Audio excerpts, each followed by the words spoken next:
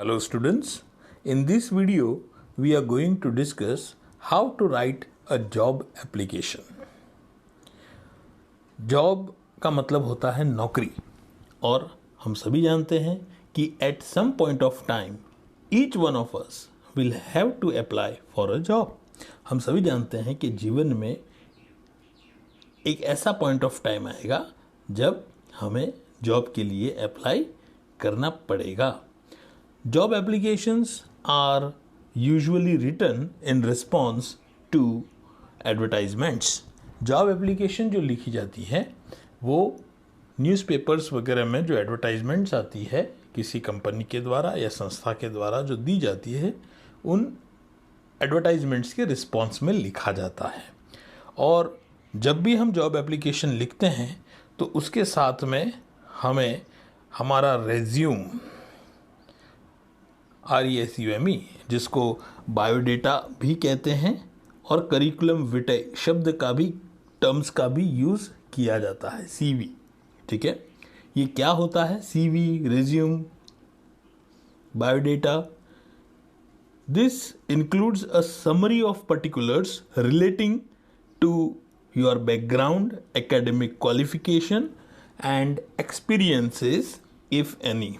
मतलब ये आपके बैकग्राउंड से रिलेटेड, आपकी एकेडमिक जो क्वालिफिकेशंस हैं उसका, और आपके पास अगर कोई एक्सपीरियंस है तो उसका पर्टिकुलर्स, उसके डेटा को कंटेन करता है, इंक्लूड करता है, जो बताता है. ठीक है, क्योंकि वो सारी चीज़ें एप्लीकेशन में नहीं लिखी जाती. उसके लिए हमें अलग से एक रेज्यूम, एक बायोडेटा या CV जिसको कहा जाता है, हमें एनक्लोज करना पड़ता है.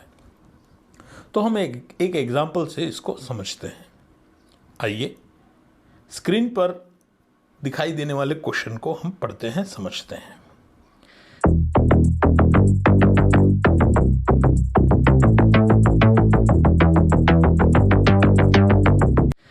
You are Rehana or Rahim living in Kota and pursuing MCA. Write a letter to the CEO Oracle India Private Limited, Surat, for the post of a software engineer, giving your resume. Question में क्या क्या चीज़ें देखिए दी हुई है उस पर हम गौर करें. आपका नाम, दो नाम सजेस्ट किए जाते हैं, एक मेल का एक फीमेल का.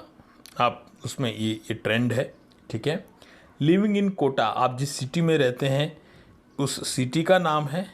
परस्यूइंग MCA, आप जो डिग्री कर रहे हैं या डिप्लोमा कुछ कर रहे हैं वो कर रहे हैं या आपकी कंप्लीट हो चुकी है, वो चीज़, वो हिंट भी आपको दिया जा सकता है.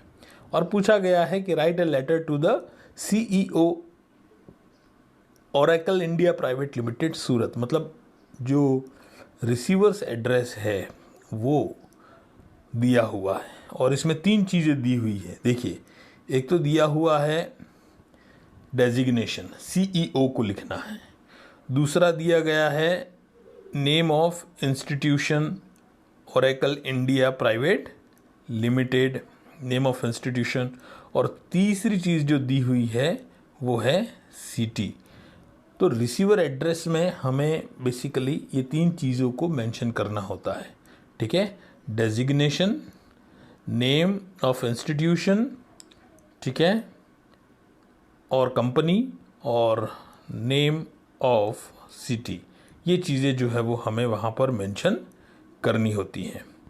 इसके अलावा जो यहाँ पे दिया हुआ है क्वेश्चन में ही कि आपको किस पद के लिए, पोस्ट के लिए अप्लाई करना है, तो post of software engineer, software engineer की पोस्ट के लिए आपको अप्लाई करना है. तो आप ध्यान से अगर क्वेश्चन को पढ़ते हैं तो आपको पता चलेगा कि कितनी सारी चीज़ें जो है वो आपको क्वेश्चन में ही दी हुई होती है.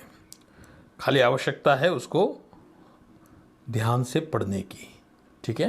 तो अब हम इसको शुरू करें कि किसी भी लेटर को आपके जो सिलेबस में है, आजकल जो फेमस स्टाइल है, जिस स्टाइल में लेटर को लिखा जाता है, जिसको कहा जाता है फुल ब्लॉक स्टाइल. क्या नाम है? फुल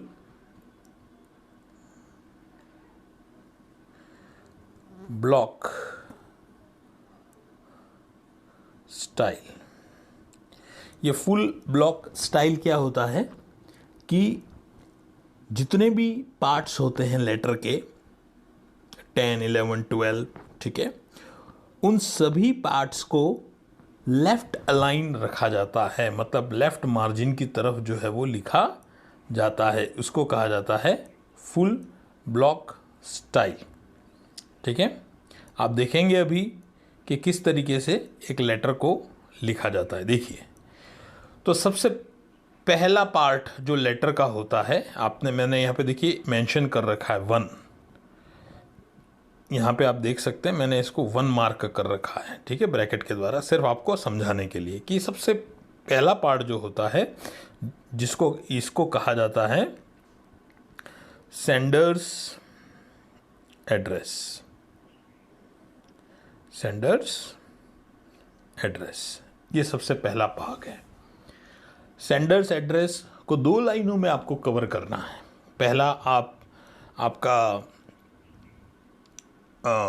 कॉलोनी, फ्लैट नंबर, ठीक है, ये मेंशन कर लीजिए। और दूसरी लाइन में आपको नेम ऑफ द सिटी जो क्वेश्चन में दे रखा हो। जैसे यहाँ पे आप देखिए क्वेश्चन में दे रखा है कि यू आर रहना और रहीम लिविंग इन कोटा, ये कोटा यहाँ दे रखा है, तो हमने यहाँ पे जो है वो कोटा मेंशन कर लिया। तो सबसे पहला पार्ट है सेंडर्स एड्रेस का, ठीक है। उसके बाद जो सेकेंड पार्ट आता है, यहाँ पे देखिए मैंने सेकेंड यू मेंशन कर रखा है इसको। सेकेंड जो पार्ट होता है वह है डेट। आपको यहाँ पे डेट मेंशन करनी है, ठीक है, जैसे 19 मार्च 2021 सेंडर्स एड्रेस के नीचे। उसके बाद देखिए तीसरा जो पार्ट आता है जनरली खास करके बिजनेस लेटर्स में, मैंने इसलिए यहाँ पे 2 के बाद सीधे 4 लिखा है क्योंकि आप उसको ध्यान रखें कि तीसरा, यहाँ पे देखिए मैंने हाईलाइट कर रखा है इसको कि थर्ड पार्ट जिसको कहा जाता है लेटर नंबर और reference number is skipped here, उसको यहाँ पे स्किप किया गया है, ठीक है। स्किप क्यों किया गया है? क्योंकि ये बिजनेस लेटर नहीं है। जनरली बिजनेस लेटर में डेट के बाद में लेटर नंबर या रेफरेंस नंबर जो है वो लिखा जाता है, जो हम आगे एक दूसरा अगले वीडियो में देखेंगे, ठीक है, बिजनेस लेटर को, तो उसमें आपको मैं क्लियर कर दूंगा कि किस तरीके से वो लिखा जाता है। तो जॉब एप्लीकेशन में सबसे पहले जो है वो आएगा सेंडर्स एड्रेस, फिर आएगा डेट, और उसके बाद जो पोर्शन आएगा वो है यहाँ पे रिसीवर्स एड्रेस, ठीक है। और मैंने आपको पहले ही बता दिया था कि रिसीवर एड्रेस को 3 लाइंस में आपको मेंशन करना है। सबसे पहले डेजिग्नेशन आएगा, फिर नेम ऑफ द फर्म और इंस्टीट्यूशन और कंपनी आएगा, और फिर नेम ऑफ द सिटी आएगा, जो कि क्वेश्चन में ऑलरेडी दिया हुआ है, ठीक है। ये चीज़ क्वेश्चन में दे रखी है, CEO ओरेकल प्राइवेट लिमिटेड सूरत, तो उसी चीज़ को हमें 3 लाइंस में हमें मेंशन कर देना है, ठीक है। ये हो गया। उसके बाद फिर आता है सब्जेक्ट, हमें सब्जेक्ट मेंशन करना है। सब्जेक्ट में सीधे हमें बता देना है कि ये जो जॉब एप्लीकेशन है वो किस पोस्ट के लिए है, तो हमने सब्जेक्ट में लिख दिया application for the post of software engineer, ये क्वेश्चन में दे रखा है। उसके बाद में जो नेक्स्ट पार्ट आता है दैट इज कॉल्ड, ये जो हम लिखते हैं dear sir, dear madam. Dear sir या डियर मैडम कब लिखा जाता है? जब जिसको हम लेटर लिख रहे हैं वो किसी भी तरीके से हमारा परिचित नहीं, हमसे बिल्कुल अपरिचित है, तब हम डियर सर या डियर मैडम का यूज़ करते हैं। और इस पार्ट को कहा जाता है salutation. This is called as salutation, TATIUN, okay, salutation. इसको सैल्यूटेशन कहा जाता है, dear sir. After salutation next comes the body part और द मैसेज पार्ट। इसको हम एक और नाम से आज रेफर करते हैं, इसको हम कह सकते हैं, देखो कहने में कुछ भी आपको समझ में आना चाहिए, दैट इज़ वेरी इंपॉर्टेंट। इसको हम कह देते हैं बॉडी पार्ट को, एक नया टर्म मैं आपको दूं आज, that is called development part. कौन सा पार्ट कर दिया मैंने? Development part. अब ये जो डेवलपमेंट पार्ट है एक्चुअली आप डेवलप कर रहे हैं, क्या चीज़ डेवलप कर रहे हो? जो सब्जेक्ट में आपने लिखी है लाइन, जो सब्जेक्ट आपने मेंशन किया है ना, उस सब्जेक्ट को आप अब डेवलप कर रहे हो कि किस तरीके से आपने, कहाँ से आपको ये पता चला ये सारी चीज़ें। तो डेवलपमेंट पार्ट को हम 2 पैराग्राफ में बांट देते हैं जब हम जॉब एप्लीकेशन लिखते हैं तब। तो जो पहला पार्ट होता है ये वाला, देखिए फर्स्ट पार्ट उसका, इसको आप D1 कह दो, ठीक है। और ये जो सेकेंड पार्ट है उसको आप D2 कह दो। तो D1 मतलब जो पहला पार्ट है डेवलपमेंट पार्ट का या बॉडी पार्ट, आप जो भी जैसे भी समझ में, आपको समझ में आना चाहिए उसमें हमें, क्योंकि मैंने आपको अभी पहले बताया था कि जॉब एप्लीकेशन जो लिखा जाता है वो एडवर्टाइजमेंट के रिस्पॉन्स में लिखा जाता है। तो वो एडवर्टाइजमेंट किसी डेट के किसी अखबार में आपने देखी होगी और उस आधार पर आप अपना कैंडिडेचर जो है वो प्रस्तुत कर रहे हैं, बस वो चीज़ आपको उसमें मेंशन करनी है। देखिए जैसे मैंने यहाँ पे लिखा है, with reference to your advertisement in the Rajasthan Patrika, ठीक है, dated 18 March 2021 for the above mentioned post I apply my candidature. ये लैंग्वेज बिल्कुल सटीक, with reference to your advertisement in the Rajasthan Patrika dated 18 March 2021 for the above mentioned post I apply my candidature, ठीक है। ये हो गया डेवलपमेंट 1, मतलब body का पहला पैराग्राफ। सेकेंड पैराग्राफ में आप थोड़ा आप जो है वो मेंशन करेंगे चीज़ों को, कि जैसे आपने लिखा यहाँ, क्योंकि क्वेश्चन में दे रखा है कि यू आर परस्यूइंग MBA, आपकी MBA अभी पूरी नहीं होगी, आप MBA अभी कर रहे हैं। देखिए यहाँ पे ये दे रखा है, यू आर परस्यूइंग MBA, ठीक है, ये वाला पोर्शन परस्यूइंग। तो आप जब परस्यू कर रहे हैं तो आपको वो चीज़ यहाँ पे मेंशन करनी पड़ेगी कि आई एम परस्यूइंग MCA लिखना पड़ेगा। मैंने यहाँ पे ब्रैकेट में आपकी सुविधा के लिए लिख लिया है कि अगर ऐसा कुछ नहीं दे रखा है तो आपको ये मान लेना है कि जिस पोस्ट के लिए आप अप्लाई कर रहे हो उसके लिए जो भी क्वालिफिकेशन चाहिए, जो भी पढ़ाई चाहिए वो आपने पूरी कर ली है, ये मानते हुए लिखना। तो उस केस में आप क्या लिखोगे, आई am a computer post graduate, आपने लिख दिया कि मैं एक कंप्यूटर पोस्ट ग्रेजुएट हूँ। अभी आप परस्यू नहीं कर रहे हैं, तो क्वेश्चन के हिसाब से यहाँ पे हमें लिखना है I am pursuing MCA, otherwise आपको लिखना है I am a computer post graduate, ये दोनों नहीं लिखना है, ठीक है। आगे, I have experience of working as a software engineer. अब जब आप पढ़ाई कर रहे हैं, अभी आपकी पढ़ाई पूरी नहीं हुई है, तो आपको यहाँ पे एक्सपीरियंस को बिल्कुल शो नहीं करना है एज अ सॉफ्टवेयर इंजीनियर। लेकिन अगर आप ऑलरेडी पढ़ाई पूरी कर चुके हैं, you are already a computer post graduate, ठीक है, तो आप लिख सकते हैं कि I have experience of working as a software engineer, मतलब जिस पोस्ट के लिए आप अप्लाई कर रहे हैं, जॉब एप्लीकेशन लिख रहे हैं, उसका आपके पास में एक्सपीरियंस है, अनुभव है। माई CV/resume/biodata इज एनक्लोज्ड, ये वर्ड है, ठीक है, here with for your kind consideration. मेरा CV या रेज्यूम या बायोडेटा, ये तीनों नहीं लिखने हैं। आप क्वेश्चन को देखेंगे ध्यान से, क्वेश्चन में जो चीज़ यूज़ हुई है, जैसे देखिए यहाँ पे क्वेश्चन में क्या चीज़ यूज़ हुई है, रेज्यूम। तो यहाँ पे आपको जब जॉब एप्लीकेशन लिखेंगे तो आपको इन तीनों में से जो है वो रेज्यूम को ही चुनना है, बाकी दोनों को स्किप कर देना, छोड़ देना है, ठीक है। मैंने यहाँ आपको आपकी सुविधा के लिए तीनों चीज़ें मेंशन कर रखी हैं। तो माई CV, बायोडेटा या रेज्यूम, ठीक है, इज एनक्लोज्ड। एनक्लोज्ड का मतलब होता है संलग्न है। Here with for your kind consideration, आपके कंसिडरेशन के लिए, ठीक है, ये मैं यहाँ पे इसको संलग्न कर रहा हूँ इस जॉब एप्लीकेशन के साथ में। तो ये बॉडी पार्ट आएगा। उसके बाद आगे आपको इसको कंक्लूड करना है, एंड करना है, तो आपको आश्वस्त करना है जॉब एप्लीकेशन लिखते हुए। मतलब ये जो तीसरा पैराग्राफ, इसको मैंने एक अलग पार्ट में इसको कंसिडर कर देता हूँ, किया है मैंने यहाँ पे, देखिए कि ये एज अ आपका जो है वो पेपर वेट काम करना चाहिए।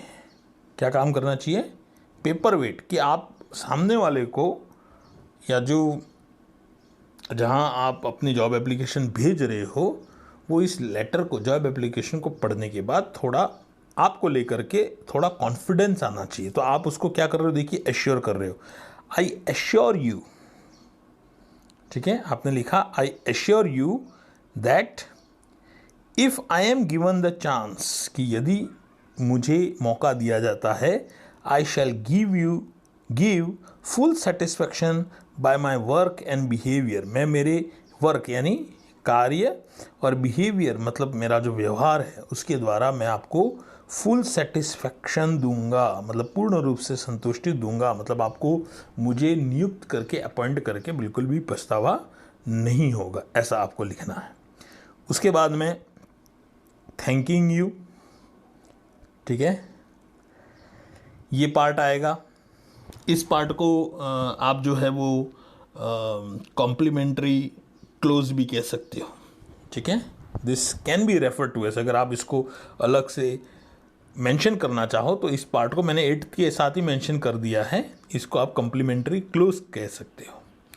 और उसके बाद में अगला पार्ट आपको लिखना है योर्स फेथफुली, ठीक है, योर्स फेथफुली। ये जो कहलाता है वो कहलाता है सब्सक्रिप्शन पार्ट। क्या कहलाएगा? सब्सक्रिप्शन पार्ट, ठीक है।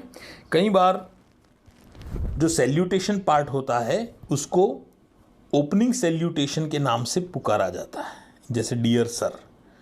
तो जब इसको ओपनिंग सैल्यूटेशन कहा जाता है तो जो ये आपने योर्स फेथफुली लिखा तो उसको फिर सब्सक्रिप्शन कहते हैं, लेकिन इसको क्लोजिंग सैल्यूटेशन के नाम से भी जाना जाता है, ठीक है। वो ओपनिंग सैल्यूटेशन हो गया डियर सर, और योर्स फेथफुली ये आपका क्लोजिंग सैल्यूटेशन हो गया। जॉब एप्लीकेशन जब आप लिखते हैं तब आपको योर्स फेथफुली का जो है वो यूज़ यहाँ पे करना है। और उसके बाद में सेंडर्स नेम या सिग्नेचर, ठीक है, दोनों एक ही चीज़ है, यहाँ पे आपको मेंशन करनी है। जैसे एक चीज़ क्वेश्चन में दे रखी है कि यू आर रहना और रहीम, इन दोनों में से कोई एक ही लिखना, दोनों आप लिख करके नहीं आएंगे एग्ज़ाम में, ठीक है।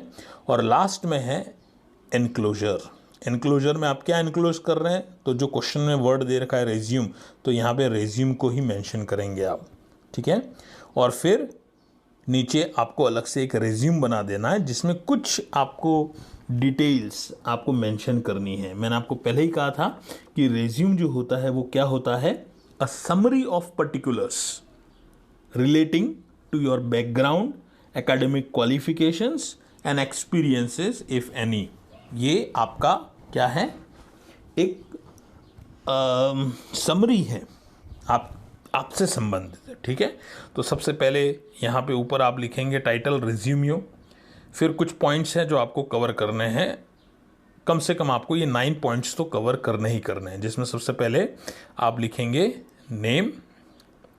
The very first part you will mention is name. ये देखिए, ये कॉलन वाला जो पार्ट है वो आप ध्यान दीजिए, मैंने किस तरीके से कॉलन किया है कि सब एक ही लाइन में आ रहे हैं कॉलन, तो ये चीज़ आपको ध्यान में रखनी है, ठीक है, थोड़ा, ताकि आपका राइटिंग सुंदर दिखे। तो नेम क्वेश्चन में दे रखा है, फादर्स नेम आप अपने हिसाब से कुछ ले सकते हैं, एड्रेस वही लिखेंगे जो शुरू में आपने सेंडर्स एड्रेस में लिखा था, फिर फोर्थ मोबाइल नंबर आप मेंशन करेंगे, ईमेल एड्रेस आपको एक मेंशन कर देंगे, क्वालिफिकेशन आप वेरी इंपॉर्टेंट वो मेंशन करेंगे। इसको आप टेब्यूलर फॉर्म में भी बना सकते हो, ठीक है, चाहो तो टेबुलर फॉर्म समझते हो ना, मतलब एक सारणी बना करके भी आप जो है वो मेंशन कर सकते हो कि सीरियल नंबर, क्लास, ठीक है, सब्जेक्ट्स और कौन से ईयर में आपने पास किया, ऐसा सारणी। या फिर आप इस तरीके से भी आप इसको लिख सकते हो कि जैसे आपने मेंशन कर दिया, passed BCA from government college Kota in 2018 with 90% marks, और pursuing MCA from government college Kota since 2018-19। अभी आपका ये आप परस्यू कर रहे हो, ठीक है, आपका चल रहा है, अभी पूरा नहीं हुआ।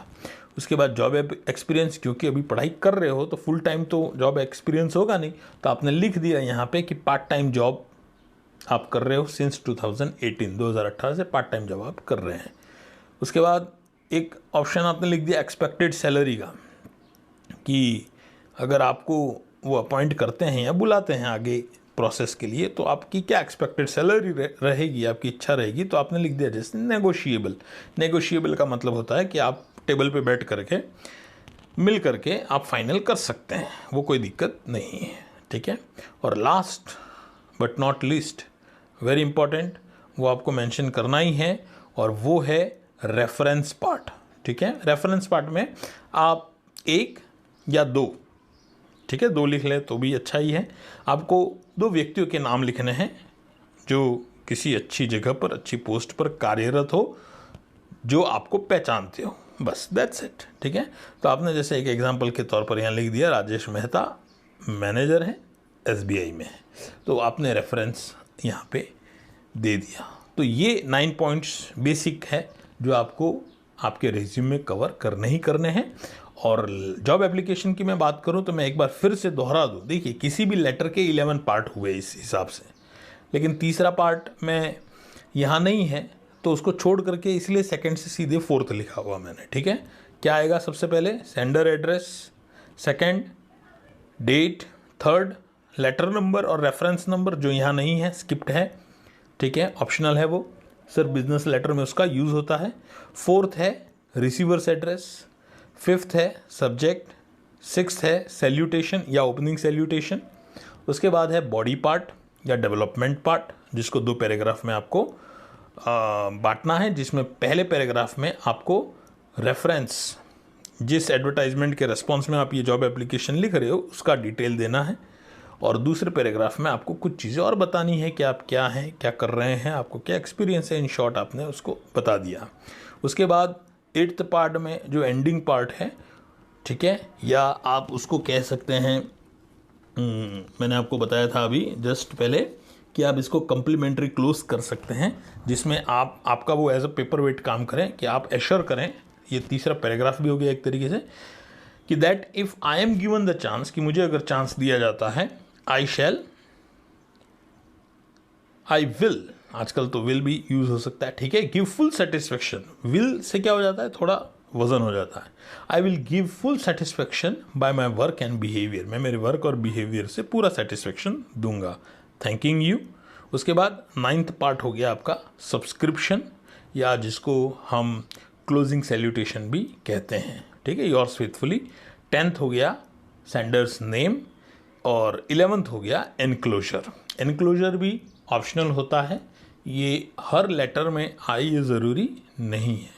ठीक है, तो इस तरीके से, और फिर रेज्यूम में 9 पॉइंट्स में आपको इस तरीके से इसको अच्छे से कवर करना है। नेम, सबसे ऊपर तो रेज्यूम आ जाएगा, फिर name, father's name, address, mobile number, email, qualification, job experience, expected salary और रेफरेंस।